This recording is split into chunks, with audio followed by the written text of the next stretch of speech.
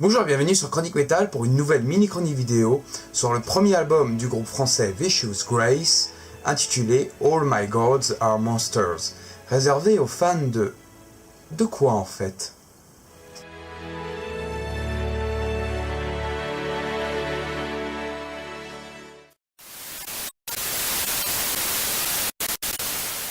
Bonjour et bienvenue sur Chronique Metal pour un nouveau tuto. Aujourd'hui on va apprendre à faire un groupe surprenant.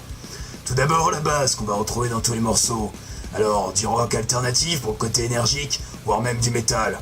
Après de la pop ou de l'indie rock pour rajouter un peu de douceur et de lumière dans tout ça. Mais pas des brutes quoi.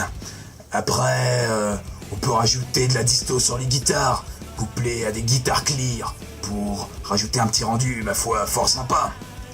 Bon, vous pouvez continuer pour embellir ce projet, à ajouter, je sais pas, des touches électro pour ne laisser aucune communauté, des breakdowns et de la double pédale pour ajouter encore plus d'énergie à ce projet.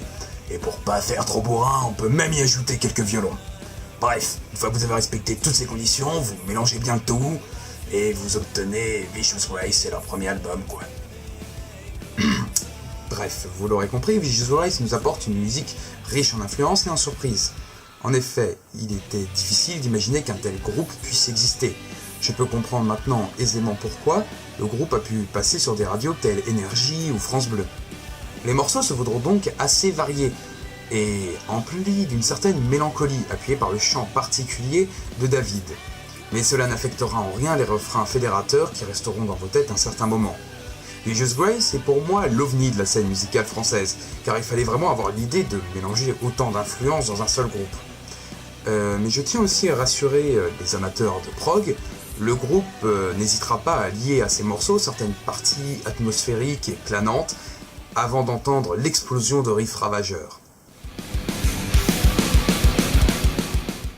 Un brassage d'influences fédérateurs, un album réussi et surprenant, une écoute agréable pour un disque qui traîne pas en longueur. Un accent bien franchouillard de la part du chanteur sur certains mots durant les musiques, mais qui doivent représenter tout au plus 1% des paroles. Bref, pour conclure, un album cool qui sort des sentiers battus, avec de véritables prises de risques agréables et détonnantes. On peine à trouver un morceau à jeter. Ici, on ne fait pas du remplissage, mais du peaufinage, car on sent bien que le mixage a dû bien être amusant en bien des égards pour nous livrer une musique avec autant d'effets juste comme il faut. La note pour cet album est de 17 sur 20.